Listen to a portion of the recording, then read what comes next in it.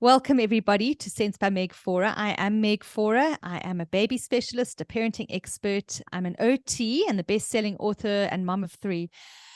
And I know firsthand just how much parenting feels like guesswork. So we're often feeling our way in the dark. And that's why we started up this podcast, is to talk about all the things that you are thinking about, the questions that you have right through from pregnancy through until your baby's a whole lot older, until the preschool years. And in fact, today we're going to be talking about a subject that is actually pre-pregnancy. We're going to be talking about fertility. On this podcast, you are going to hear honest conversations in general about modern parenting in the real world. I've dedicated my life to supporting parents as they embark on the journey of a lifetime, and I would love for you to join us. And today, I am super, super excited to be talking about infertility.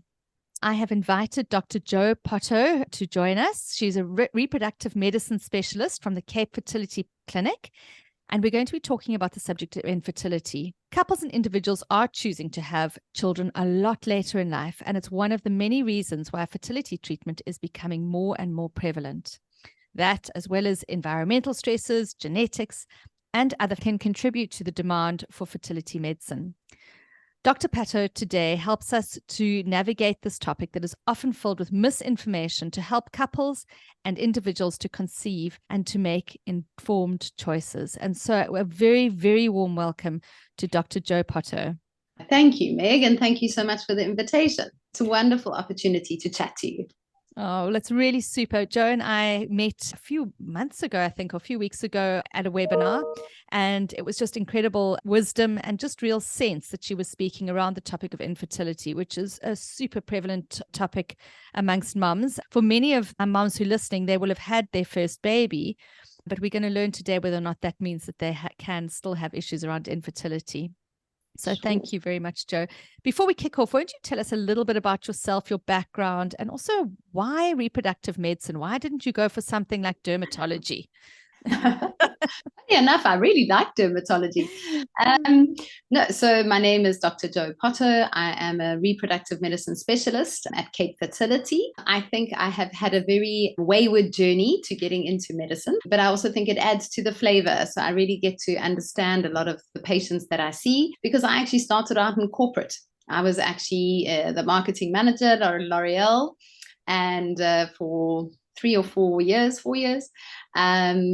after I had done a BSc and done business at the Wits Business School. And it was there that I just thought I'd always wanted to do medicine. And so went back to the proverbial student days and started the long journey. As a mature student, I guess there's nothing wrong with being on the older side. So how old were you in first year medicine? 26. Okay, so not too much older than the rest, but still, having had a business 8 years. Yeah, and having had a little bit of a career in another field, it's very interesting. Yeah, so I think I'd always wanted to do medicine, but I'd always said, no, it takes too long. But it doesn't go away, the desire. So then I went off to medicine, and when I was doing it, obs and gynae was just my absolute favorite. It's a happy part of medicine, delivering a baby and being part of that journey in a woman's life is just such a privilege. It's actually not work. It really is such a privilege to be a part of it. And then it sort of grew from there. So I did gynecology and loved that part. But I guess that's where you see those patients that come in and say, I came for pregnancy. I'm really struggling. And so it went on from there. And so now that's all I do is I make babies. So I don't deliver them anymore. I make them.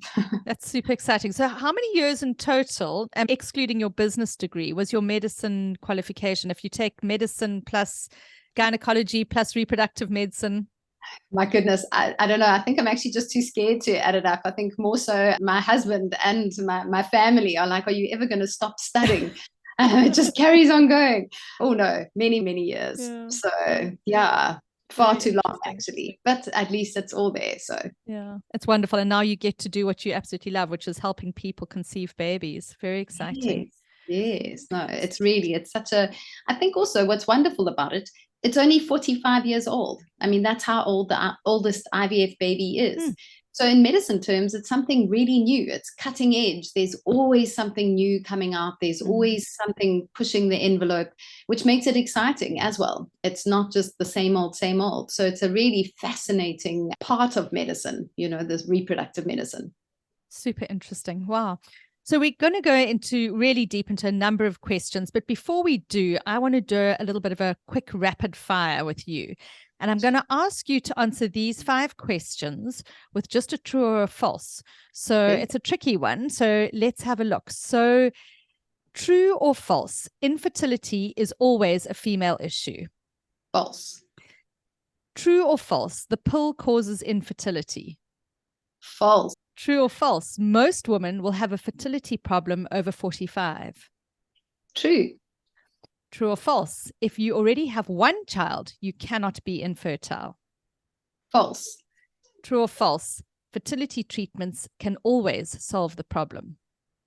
False. Aha. Okay. So there you go, everybody. A little bit of a little taster of what we're going to be talking about. And we're going to go and do a super deep dive into a whole lot of these. So, Jo, let's jump right in. Sure. Can you tell us a little bit about the most common causes for infertility amongst both men and women? Perfect. Unfortunately, most people just assume it's the female factor.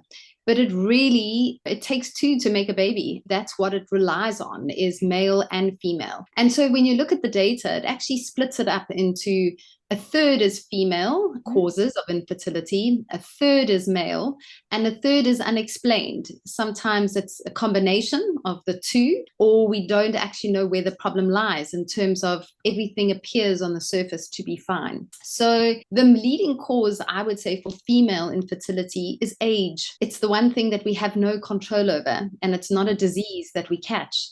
It's the fact that we've all decided to delay our fertility, bearing years.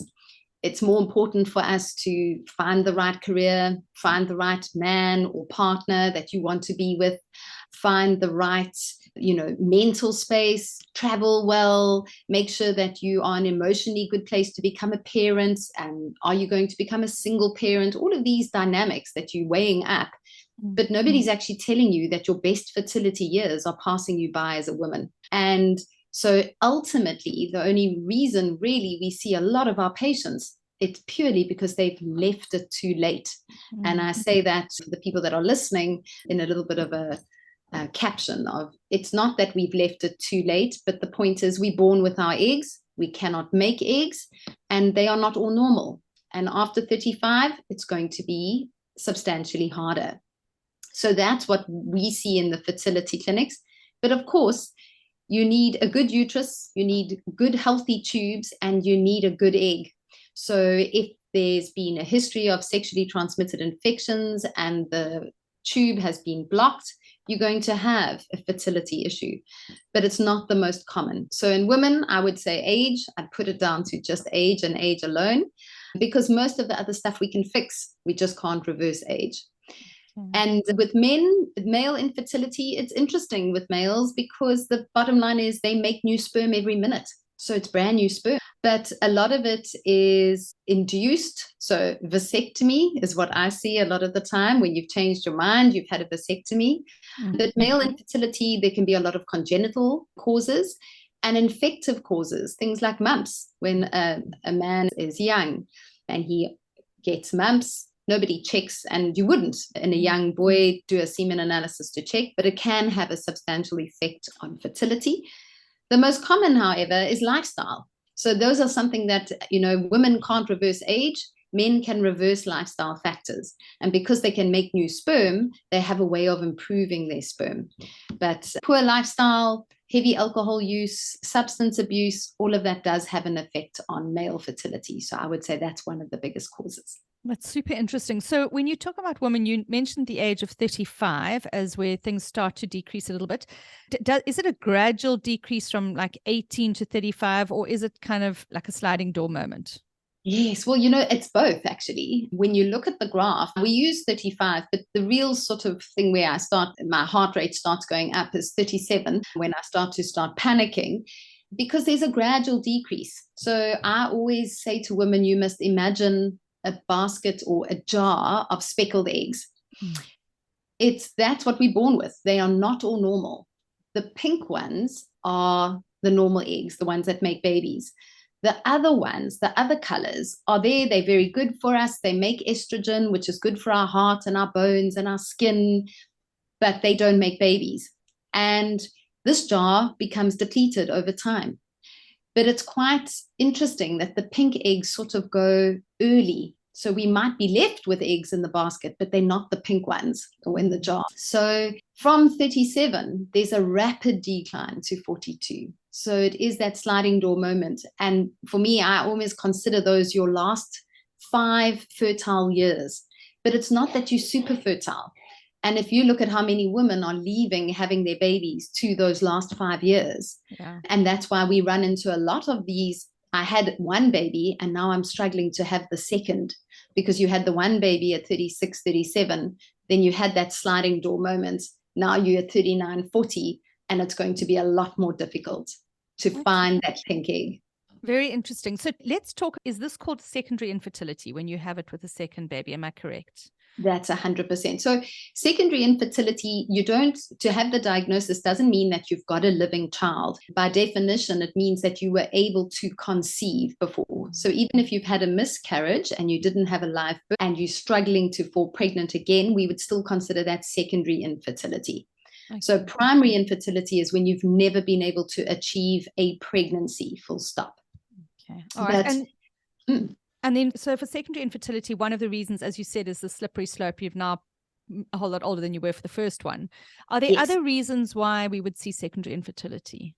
Most definitely. A lot of the time, sometimes it's even got to do with the first delivery. So you've had a baby, something's gone wrong in that delivery, or you've had a Caesar and there's scarring on the uterus, things like that, that can cause you that it's something that's been induced. But on top of it, there's also things like our immune system. Our immune system gets activated. It has to recognize this baby is a baby, and it must allow it to grow for 9 months. So a lot of women who get acquired autoimmune disorders, it comes after the first baby generally. So the topic or the causes for secondary infertility can be quite wide, but they can be broken down nicely into different categories. And you've just got to make sure that you've ticked all the boxes and made sure which one it is so that you know. But I would say a large percentage of secondary infertility is related to age, because the first one was easy, but the second one isn't, because time's gone by. Interesting. And what about diseases or disorders like PCOS and endometriosis? Do those have an impact on fertility as well? Yes, a huge, huge impact. And I think that's what makes up the majority of fertility practice. You'd be seeing a lot of PCOS and endometriosis. The thing is, it doesn't mean because you have PCOS or endometriosis, it doesn't mean that you cannot have a baby. It just means it might be more difficult to achieve that pregnancy. And I think that's the problem, is a lot of people, we put names onto things. We say, oh, I've got endometriosis, so I've got a disease. The thing is, diseases don't read textbooks. And sometimes some people there's a whole host of people that have endometriosis. Some of them might struggle a little bit. Some of them have a terrible fertility journey and a protracted, long, hard journey, but they all fall under the heading of endometriosis. I think the thing for me is that the secret is to seek help early, because I don't know if it's just, I feel women have almost like this preconceived idea. It's a rite of passage. We're a woman. We're going to have a child if we choose to. And it's not necessarily the case. And it's not that we can't have a baby. It's we might just need that help. And people are afraid or stigmatized around saying, oh, I'm really struggling and I can't conceive. Because you'll hear it over and over again when people say, you know, I disclosed to my group of friends I'm struggling to conceive. And actually 4 out of the 10 there sat there and told me they've also been struggling. Women just don't talk about it, you know. So the same with PCOS and endometriosis. If you have one of the conditions, they are navigatable. We know how to treat them. We know how to assist. So the secret is get help early. Don't let this be a long, horrible journey. So I'm guessing that the treatment for infertility secondary to PCOS, which is polycystic ovarian syndrome, or endometriosis, are quite different. You must have a number of tools in your toolkit that you have to draw on depending on what is presented. How do you make the choices to how you're going to approach infertility, and what tools do you use to promote fertility with women? So I think it always starts off with a consultation and a history. It's amazing what you can learn from a history from both parties involved, if you are in a heterosexual relationship and you're going to have a child, or if you're a woman and you're doing it alone, or you're in a relationship with another woman. The history is incredibly important, because the one thing I've found is women normalize pain during a period, and it is not normal. So you hear so often when you say, tell me about your period, they say, oh, it's regular, terribly painful, but I just manage. It's been like that my whole life. My mom had terribly painful periods. For me, the bells go off in my head when I hear that, because it's meant to be uncomfortable with a slight pain element, sure, but nothing that a mild analgesic could assist with. When it's severe, when you have to stop working, or you can't get out of bed, or you were the girl that had to go home from school because your periods were so sore, you most likely have endometriosis. And we must stop normalizing pain and saying, oh, well, we must just get on with it. It's not something that women are meant to get on with. And that's an enormous bell for me in my head. So from the history, I can see, ooh, we might be dealing with endometriosis. If you tell me you have an irregular period, and you always have, you've had bad skin, you've struggled with hair growth and you have to wax, you get a moustache, I'm instantly thinking, ooh, this could be PCOS. So I think the history is very, very important. You sort of can navigate exactly where you're going and what's next. But besides the history, a good examination with some blood tests, at the end of that, you should be able to put it together and give the person a firm diagnosis and then a plan to fix that. Okay. Now, you mentioned at the beginning that this is only a 40-year-old area of medicine, or 45-year-old area of medicine. I think you said it was. Yes, 45. Louise 45, Brown. That's her name, the oldest IVF baby in the world. There we go. Amazing. So, and there have been huge advances subsequently. If you think about the last kind of 3 or 4 years of medicine in the space, reproductive medicine, what's been the most exciting developments that you've seen that hold promise for women? I think for me, because I know that we've got this ticking time bomb of this biological clock, that we're running out of our pink eggs and we're getting less and less. The one massive advancement, I should say, is in genetic testing. So we can genetically test embryos when we've made them before we put them back in the uterus. Now, just because you are a normal embryo, it doesn't guarantee a pregnancy. It's actually the converse, that if you're abnormal, you're almost guaranteeing not a pregnancy or a miscarriage. So that time to pregnancy in a woman, it's easy. We're speaking academically, saying, oh, well, put in the embryos, see if you get a pregnancy test. If you don't, we'll just put in another one. That enormous emotional roller coaster that's on top of that process that we're talking about is what actually is the big killer and what makes this so difficult. The science isn't difficult. It's the emotions that are. And so genetic testing, where we can test an embryo and see, does it have 23 sets of chromosomes, is a very good starting point, because we can eliminate things like Down syndrome in terms of, does it have a genetic abnormality, Edwards syndrome, Potter's syndrome? Because if we put a trisomy 16, which means 3 copies of chromosome 16 into a uterus, you will definitely fall pregnant with that, but most likely miscarry around 8 weeks. So if we can circumnavigate that for you, it just helps you get to that baby and that end step quickly. That's absolutely amazing, because there are 2 things that you've mentioned there. Well, first of all, we know that fertility treatment is massively expensive financially. And the second thing is it's massively expensive emotionally. And so for every time you have an infertility treatment that fails, it's a cost that can sink you, and especially emotionally. And so that genetic testing really can actually short circuit that and decrease the chances of that massive cost. Yes, of course, it comes at a cost. But when you add it all up, it's a wonderful thing to add on in the right patients. It's not for everybody. But that's where you need that information and someone to guide you and say, what would be your quickest route to pregnancy? Because that's why people come to see a fertility specialist. They want to be pregnant in the quickest way possible, in the most affordable way. And I guess that's the problem with fertility treatments. We growing a human on the outside of the body has enormous strict criteria and controls in that laboratory. And unfortunately, it all comes in US dollars.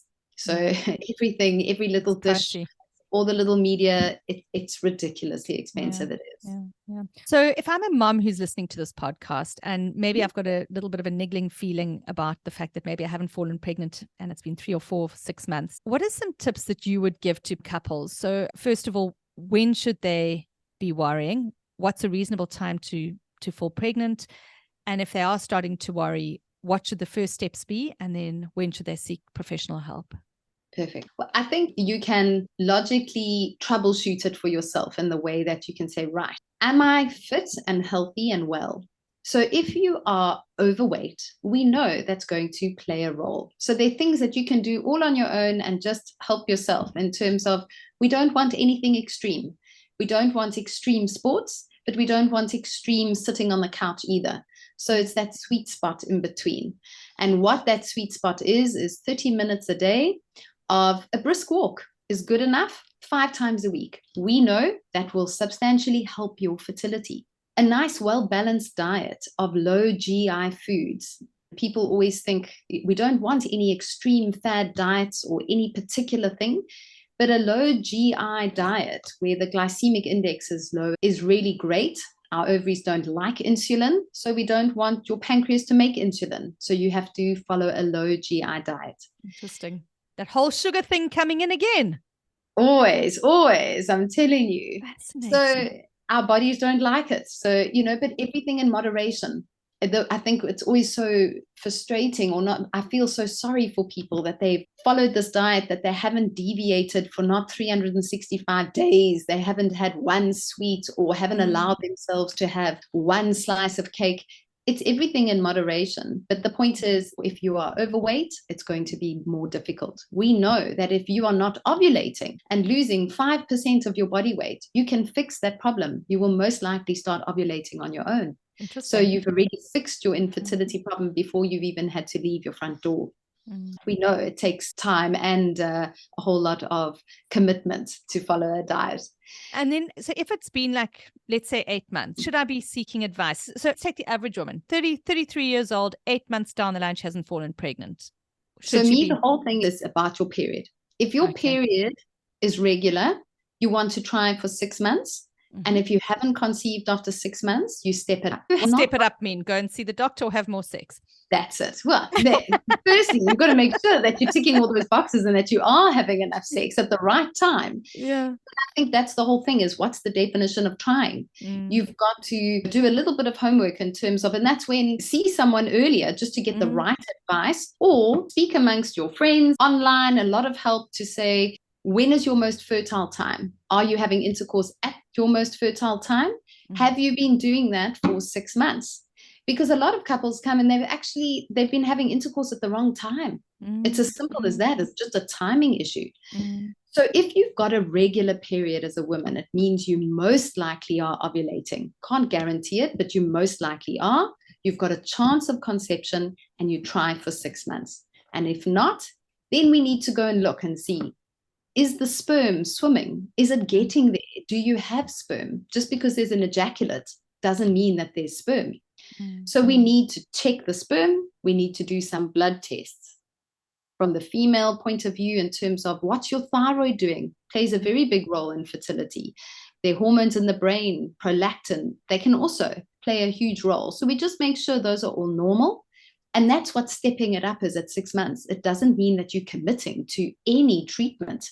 It's just making sure you're doing all the checks and balances, making sure your tubes are open, making sure you're ovulating, making sure your hormones are all well balanced and normal, and making sure we've got sperm that can get to that egg. And then, of course, a scan at the same time when you go and see somebody to make sure that this uterus can house a baby, that it hasn't got a new growth, fibroids, polyps, things that have suddenly developed over time that maybe you didn't have in your first pregnancy, or you've never been pregnant before, but you've never had an ultrasound, so you don't know.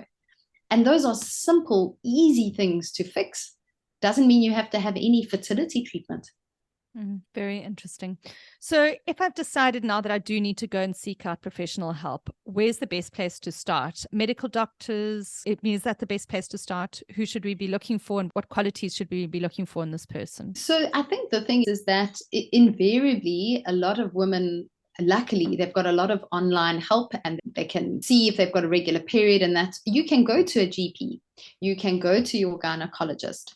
My whole thing is it's about where, if you are 30 years old, you've got time. But if you are 39, go straight to a reproductive medicine specialist. You can make an appointment. You do not need to have seen other people or had gone through the chain of works, if you know what I'm saying, that you've seen a GP, then you've seen your gynecologist, and now you've gone to a reproductive medicine specialist. No, you phone, you make an appointment, you say, I've been trying to conceive. I have some patients who do that after 2 months and say the emotional turmoil, I'm starting to panic. Don't do that to yourself. Have an appointment, get the basics, and then at least you've got the information and you've got a plan. Absolutely. So you are based in Cape Town. If one of my mums wants to get hold of you, first of all, is there a way for people in Cape Town to get hold of you? And secondly, people outside of Cape Town? Yes, I would say nearly 50% of our patients are not based in Cape Town. So we really are this real global village. We do a lot of Zoom consultations where we can get all the information, we can find out, we can direct over Zoom, we can organize blood tests. And I said, sometimes I feel more like a travel agent than I do a doctor, coordinating everyone's diaries of when everyone's arriving. But yes, anyone can get hold of me on the Cape Fertility website. So if you go to Cape Fertility, my photo's there and it says contact Dr. Joe Pottow. You just click on that, send me an email, and we'll instantly be connected. And then we can set something up. Is that capefertility.co.za or .com? .co.za. Okay, so capefertility.co.za, and you'll be able to find Dr. Joe Pottow there. So before we run out of time, you have shared just such a wealth of information around preventative health and then around early response. We haven't really gone into the treatment strategies too closely, and I think we won't necessarily go down that road here. That people can get hold of you for that. But are there any last kind of words of wisdom that you would love to share with us? Sure. I hope I'm not repeating myself, but it's a good premise to have a plan. I think women, this is how I feel. I almost feel lost when there's too much information, when everyone's got an opinion on a subject and you don't even know where to go left or right, but you do know that you're not achieving something that you've been trying to. So if you've been trying to fall pregnant and you haven't managed, seek some help so that you can have a plan. It does not mean, and I think a lot of people say this to me when they see me, they go, I thought I was coming and I had to do IVF. No, not at all. A lot of the time we achieve a natural conception. We just needed to tweak a few things, tweak a few blood tests, get the timing right, and we assist with all of that. But if you've got a nice plan, like we're going to try for 3 months, after 3 months, if this hasn't happened, then we're going to do this. It just allows us that emotional toll that we were talking about, which is just so awful, that most women carry around and still smile, but actually deep down inside are dying. It minimizes that when you have a plan. So it's a journey. I know it sounds a little bit cliched, but it really is. We will get there. We will find that good egg and you will have a baby. So choose the right person to do the journey with. Somebody who you know, you can trust, you get on well with, because it is a process and you will get there with a plan, with the right person. Yeah. Oh, I love that. I think you've given a lot of people hope, because I think, first of all, infertility is often accompanied at some point by miscarriage, either prior to the infertility or during the process. And that level of loss, both of your fertility, but also of potentially a baby, is really hard emotionally. So to have somebody alongside them, one as a mom or as a woman, somebody like you, would be just amazing. So mums, go out there, find the partner who's going to do this with you. And Joe, I think you would be an amazing choice. And I'm sure you've got some other fabulous doctors at your center as well. I think that's the thing, is there's 5 of us at Cape Fertility and we all so different, which is wonderful, because then you can find the right person to do the journey with. And that's it. You find that right person and you do the journey and you will get there. You know? Yeah, I love it. I really do. So for those of you who are living in hope, there is hope. There certainly is. It sounds like there's a lot more hope than maybe we even really consider, starting with preventative and going all the way through to the treatments. And they, as you say, they're becoming more and more surefire as we go along every year. Yes. Yeah. And so that we can get you to the point of being that parent that you've always wanted to. And then the real stress starts. That's what I always say to people. You think this is stressful, wait until that baby pops out. That's when they need you, Meg. It's absolutely, and I can tell you something, that parenting journey that starts right from the time that you just want to fall pregnant, it doesn't end. My goodness, my eldest is in his 20s and my heart still lives outside my body when it comes to him. So that's the journey of parenthood. So Jo, thank you so much for joining us and for giving us hope and for just talking through a little bit of the science in a very practical and accessible manner. Thank you very much. Only a pleasure, Meg. Thank you so much for the opportunity. Excellent. And moms, we will see you again next week, same place, same time, for another topic. Thank you very much for joining us. Goodbye.